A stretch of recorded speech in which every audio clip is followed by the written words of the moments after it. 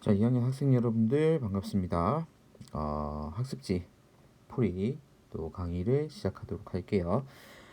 이번 학습지 같은 경우에 여러분들 중학교 2학년 때 배웠던 소화순환 호흡 배설의 내용들이 기본 베이스로 깔려 있는 내용들이에요. 그래서 여러분들이 혹시라도 이 내용이 좀 이해가 되지 않는다면 학습지를 일단 기본적으로 보시고 그 외에 좀 추가적으로 모르는 게 있으면 선생님한테 해도 되고 아니면 중학교 책을 찾아봐도 좋을 것 같습니다. 자, 바로 본론으로 들어가 보도록 하죠. 자, 에너지를 얻기 위한 기관계의 통합적 작용. 이 단어에서 결국에는 제일 중요한 건 이 기관계들이 통합적으로 작용한다는 내용이 중요해요. 그렇지만 통합적으로 작용되는 것을 이해하기 위해서는 각 개별 기관계가 어떤 역할을 하는지를 여러분들이 반드시 이해를 하고 있는 게 중요합니다. 자, 첫 번째. 영양소와 산소의 흡수 및 운반에서 여기에서는 소화계하고 호흡계 그리고 순환계 세 가지를 묶어서 얘기를 하고 있어요. 그리고 배설계를 따로 분리를 하고 있고요. 자, 소화계부터 봅시다. 자, 소화계의 구성. 자, 소화계는 먼저 여러분들 음식을 먹었을 때 순서를 그대로 따라가 보면 뭐 굳이 외우지 않아도 되겠죠. 자, 여러분들이 음식을 어디로 섭취를 하죠? 입으로 섭취를 하죠. 코로 먹으면 큰일 나죠. 예, 그리고 이 입으로 들어온 음식물은 목 구멍을 따라서 어디로 지나갑니까? 식도로 지나가게 됩니다. 그리고 이 식도를 따라서 어디에 도착을 하게 되냐면 위에 도착을 하게 되죠. 위 안에서 소화작용이 또 일어나고요. 위를 거쳐서 어디로 가냐면 소장을 지나서 대장까지 이어집니다. 자, 소화관과 소화기를 분비하는 소화샘들, 이 애들까지 다 포함을 할 거거든요. 자, 그래서 여러분들이 그 내용을 조금 기억을 해두세요. 어떤 건지 정도는. 자, 간쓸기 이자는 음식물이 직접 지나가고 있진 않아요. 아까 위에서 얘기했던 입, 식도 이런 것처럼 직접 지나가지는 않지만 소화액을 만들어내거나 또 분비하는 역할을 하기 때문에 소화에 관여하는 애들이에요. 자, 영양소의 소화 과정을 봅시다. 우리가 섭취한 음식물은 입, 위, 소장의 경로를 거치면서 여러 소화액 속 소화효소, 여기 소화효소라는 말이 나오죠. 소화효소의 작용을 통해서 분해가 이루어집니다. 작은 단위로 쪼개진다는 얘기고요. 3대 영양소를 기준으로 봤을 때 탄수화물 같은 경우는 녹말과 같은 다당류는 포도당과 같은 단당류로 분해돼서 흡수됩니다. 그리고 단백질 같은 경우에 단백질의 단위체가 뭐죠? 아미노산이죠. 아미노산으로 분해돼서 흡수가 되고요. 자, 지방 같은 경우에는 두 가지로 지금 칸을 비워놨죠. 지방산과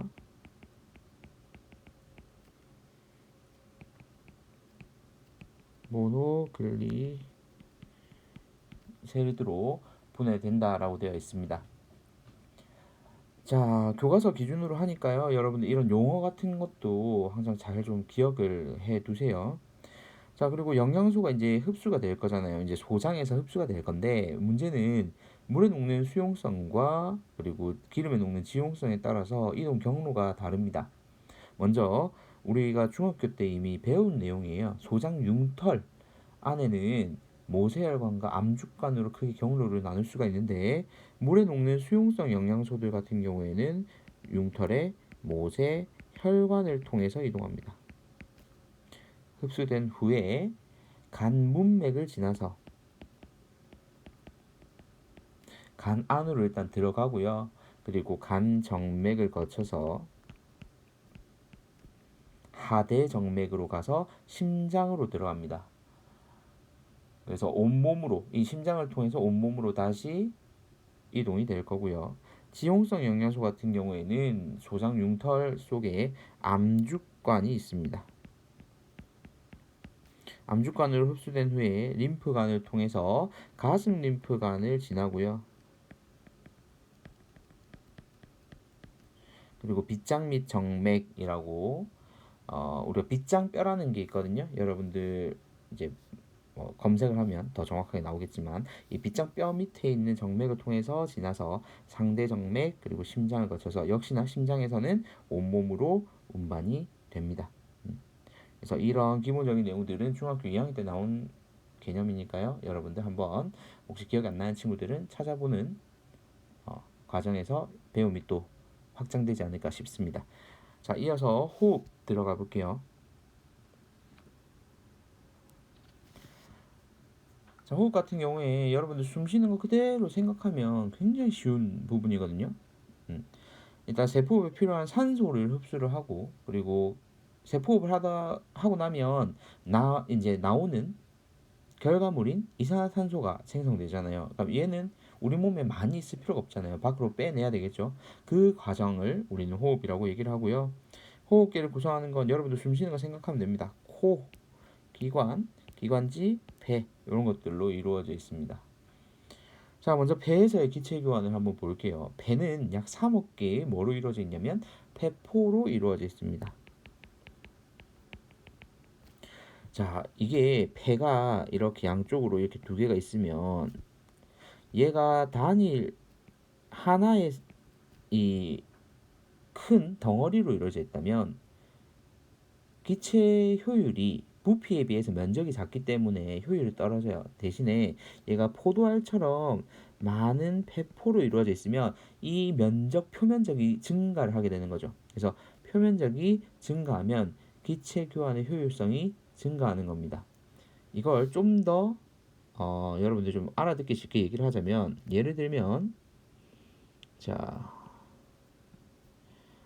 정육면체를 하나 등장을 시켜 볼게요. 여기에 2cm로 합시다. 그냥 2cm 정육면체예요. 정육면체. 자, 그러면 여러분 이거의 부피는 얼마겠어요? 8이겠죠. 부피.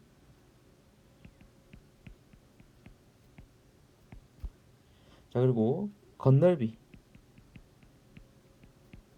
건널비가 우리가 말하는 표면적이 될 거잖아요. 그러면 여기에 하나의 넓이가 2는 4. 이게 총 몇 면이죠? 6면. 그래서 4, 6, 24가 될 겁니다. 제곱 센티미터요. 자, 그런데 얘를 똑같은 부피를 가진 얘를 이렇게 선생님 쪼갤 거예요. 자, 그러면 여기에서 하나만 딱 떼서 보면은 정육면체는 정육면체인데 하나가 1cm인 정육면체가 나오게 되죠. 자, 그러면 얘 같은 경우 부피는 똑같아요. 부피는 똑같이 8 세제곱 센티미터고요. 자, 이거의 넓이 하나 계산해 볼까요? 1이죠. 1.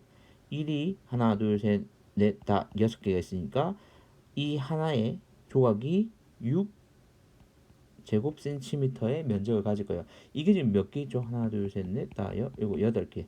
그러면 6 곱하기 8 하면 면적이 넓이 이게 표면적일 거잖아요. 이게 몇 배가 됐어요? 2배가 됐죠. 그렇게 되면 동시에 기체 교환하는 효율 자체가 더 높아진다는 거죠. 그래서 우리 이 배포의 기능 의입니다.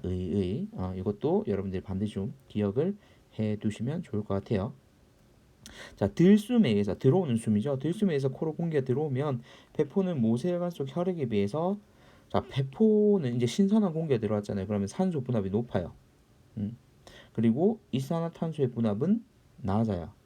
자, 그러면 확산 방향을 보면 산소는 많은 데서 적은 데로 배포해서 모세혈관으로 갈 거고요. 이산화탄소는 모세혈관이 더 많으니까 모세혈관에서 배포로 올 겁니다. 여기다 확산이라는 얘기를 썼으니까 높은 곳에서 낮은 곳으로 간다. 기억하면 되겠죠. 그럼 역시나 이어서 조직세포도 마찬가지입니다. 자, 조직세포는 그럼 반대로 지금 계속해서 조직세포는 산소를 쓰고 있고요. 이제 신선한 산소를 갖고 조직세포로 방문을 했어요. 그러면 모세혈관에서 조직세포로 산소를 전달하겠죠. 그리고 이산화탄소를 조직세포에서 모세혈관으로 전달을 할 겁니다. 자, 이걸 좀 정리를 해서 배포에서의 산소 분압, 이산화탄소의 분압, 그리고 조직에서 또 산소 분압, 이산화탄소 분압을 한번 따져봅시다. 자, 배포랑 모세혈관을 비교했을 때 산소의 분압은 배포가 더 높죠. 이산화탄소는 모세혈관이 더 높습니다. 그리고 조직세포에서 모세혈관과 조직세포 중에 산소 분압은 모세혈관이 더 높고요. 조직세포하고 모세혈관 중 이산화탄소 분압은 조직세포가 더 높습니다. 이렇게 하면 여러분들 첫 번째 페이지 내용 정리를 다 했고요. 다음 페이지로 넘어가 봅시다. 자, 이어서 순환이고요. 순환계는 뭐 연결 안 된 데가 없어요. 그래서 순환계가 굉장히 또 중요한 기관계 중에 하나고요. 내용을 정리해 봅시다. 세포호흡에 필요한 산소하고 영양소를 온몸의 조직세포로 운반하고, 그러니까 소화계랑 연결되어 있죠. 그리고 세포호흡계가 생성된 이산화탄소와 노폐물, 그래서 호흡계, 배설계 연결되어 있죠. 자, 순환계의 구성, 심장하고 혈관. 근데 이 혈관을 지금 총 3개의 동맥, 정맥, 모세혈관으로 나눠놨습니다. 얘들 특징까지 알고 있으면 너무 좋겠죠, 그죠? 자, 혈액순환 과정을 보면은 심장의 우심방에서 우심실로 들어온 혈액은 배동맥을 나가서 배로 이동한다. 자, 그러면 여기 목적지가 어디요? 배로 가는 거죠. 그래서 얘를 배순환이라고 하고요. 그리고 밑에 있는 거는 온몸으로 이동하죠. 그래서 얘를 우리는 체순환 또는 온몸 순환이라고도 얘기를 합니다. 그래서 여러분들이 체순환이라는 단어 그리고 온몸 순환이라는 단어 헷갈리지는 않았으면 좋겠어요. 같은 내용이에요. 자, 그래서 밑에 뭐 표에도 지금 다 정리해 놨으니까 한번 확인을 해 보시면 되겠습니다. 자, 이어서 배설계를 보도록 할게요. 배설계가 좀 내용이 생각보다 좀 많아요. 예.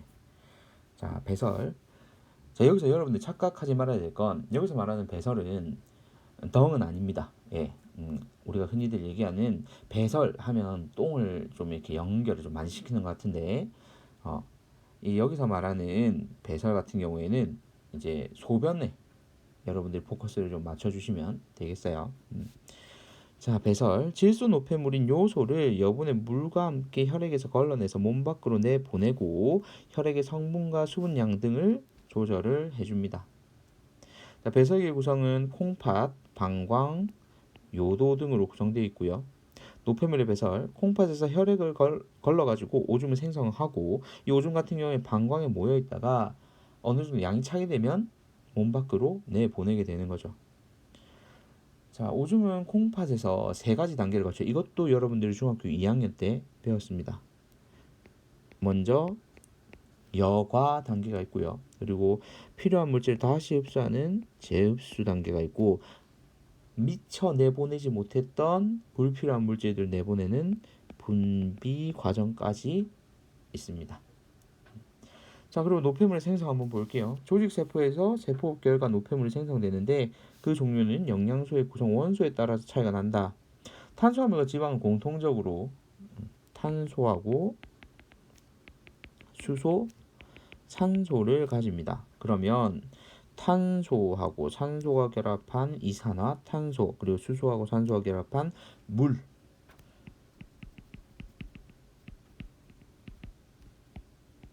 얘들이 노폐물로 발생을 하는 거예요. 그런데 단백질 같은 경우에 탄소, 수소, 산소 외에 질소가 하나 더 주요 원소로 포함이 되어 있죠. 그러면 질소하고 수소가 또 결합을 하게 되는 거거든요. 그래서 여기서 암모니아라는 물질이 생성이 됩니다. 근데 얘는 독성이 좀 세다는 얘기예요.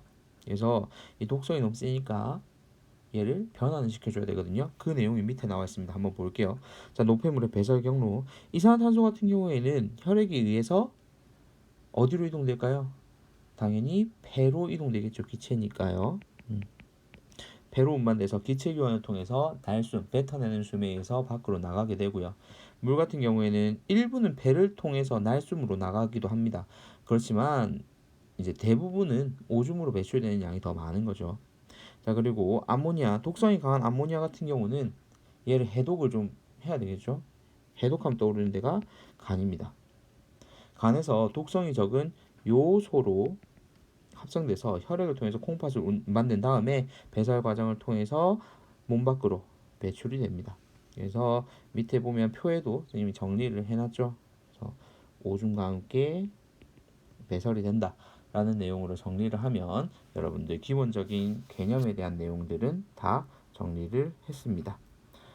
자, 이어서 문제로 바로 넘어가도록 할게요. 자, 작년 6월 문제부터 한번 볼게요. 그림은 우리 몸에 있는 각 기관계의 통합적 작용을 나타내고 있습니다.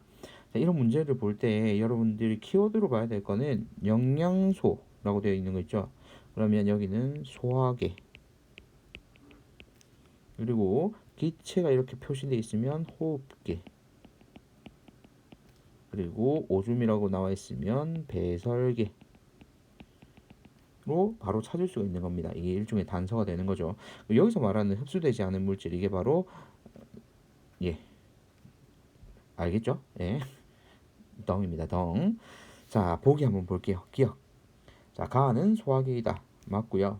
니은 나에 속하는 기관에, 호흡계에 속하는 기관에는 배가 있다. 맞습니다. 자, 그리고 디귿 다에서 요소가 배설된다. 맞습니다. 이 요소는 암모니아가 어디에서? 간에서 전환된 형태입니다. 그거까지 체크해 주시고 답은 5번이 되겠죠. 다음 문제 넘어가 봅시다. 자, 이어서 9월 출제된 문제를 보도록 할게요. 그림 가는 사람의 몸의 일부를, 그리고 나는 아미노산이 세포업을 거쳐 분해되는 과정을, 여기서 아미노산입니다. 아미노산. 기억과 니은은 각각 CO2와 O2 중 하나이고 A는 기관이다 라고 되어 있네요. 자, 그러면 우리가 채울 수 있는 것부터 한번 확인을 해 봅시다. 자, 여기 보면은 아미노산과 기억이 지금 들어가고 있죠. 자, 기억은 세포 과정에서 필요한 거니까 산소일 거예요. 그리고 이 과정에서 배출되는 게 바로 이산화탄소이겠죠. 음. 그럼 여기 기억 니은 동일하게 O2와 CO2일 거고요. A는 지금 그림 모양을 보고 알 수 있겠지만 간입니다. 간. 자, 이제 밑에 보기를 한번 볼게요. 기억.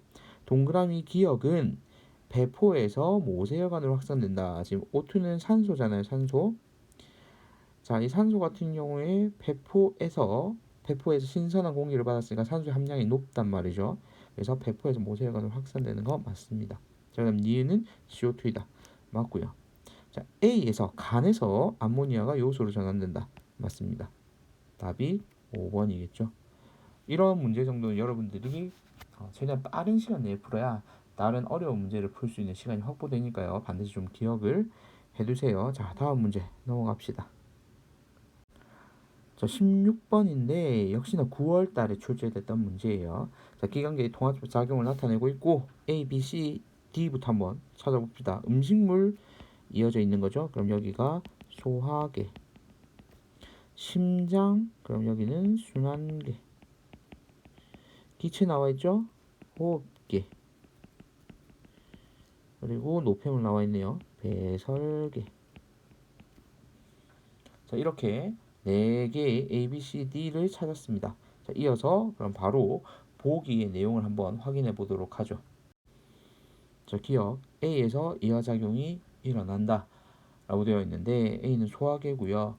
우리가 알고 있는 영양소들이 분해가 되는 단계죠. 그러면 이때 소화효소들에 의해서 분해되는 거니까 이하작용이 맞습니다. 자, 그리고 니은 B는 A, C, D를 기능적으로 연결한다. 자, 니은의 지금 B는 우리가 알고 있는 순환계를 얘기를 하는 거죠. 자, 그러면 순환계는 아까 얘기했다시피 소화, 호흡, 배설계를 직접적으로 다 연결을 하고 있는 장소예요. 그렇기 때문에 기능적으로 연결한다도 맞는 거죠. 그다음 디귿. D에서 항이뇨 호르몬이 분비된다라고 되어 있는데 사실 이 부분은 우리가 배운 내용만 가지고는 풀기는 조금 어려운 부분이에요. 그래서 이거는 여러분들 좀 체크해 두셔야 되는데 이 문제를 틀렸다고 해서 여러분들이 뭐 이 단어는 이해를 잘 못했다는 아니에요. 왜냐하면 디귿 같은 경우에는 이후에 다뤄지는 우리 몸에서 내분비계를 배우고 나면 정확하게 알 수 있는데 여기서는 이왕 문제 나왔으니까 지금 간단하게 얘기를 하면 이 항이뇨 호르몬은 소변의 양을 조절을 하는 거예요. 항산성 때문에. 그래서 예를 들면 우리 몸에 물이 부족한 상태, 갈증이 나는 상태면 소변의 양을 줄여야 되겠죠. 그래서 수분의 재흡수량을 증가를 시켜야 돼요. 그래서 이뇨라는 거는 소변을 보는 거죠. 소변을 배출하는 현상입니다. 자, 그런데 여기 앞에 뭐가 붙었죠? 항이뇨는 소변을 배출하지 않도록 하는 거예요. 한마디로 물을 재흡수하는 역할을 항이뇨 호르몬이 한다는 거죠. 자, 그러면 이 항이뇨 호르몬은 어디서 분비되냐? 여기서 사실 지식 문제이기 때문에 그것만 알면 문제는 풀 수 있어요. 분비된 장소를 미리 얘기할게요. 뇌하수체 후엽에서 분비를 합니다. 후엽에서 분비를 해서 이 표적 기관이 바로 여기 소장이 되는 거죠. 이 호르몬에 의해서 여기서 물을 재흡수하는 역할을 하지만 분비는 소장에서 일어나는 건 아니라는 얘기입니다. 그래서 디귿은 틀렸어요. 그래서 답은 기역과 니은 3번이 됩니다. 이 부분은 나중에 우리가 호르몬 파트에서 다시 다루도록 하겠습니다. 자, 해설 강의까지 듣느라 고생했고요. 이 단원 내용 자체가 꽤 많기 때문에 이렇게 학습지를 좀 나눠서 나가는 점 양해해 주시고, 혹시라도 또 의문 사항이라든지 좀 이해가 안 되는 부분 있으면 선생님한테 언제든 글 남겨주시면 되겠습니다. 자, 이상입니다.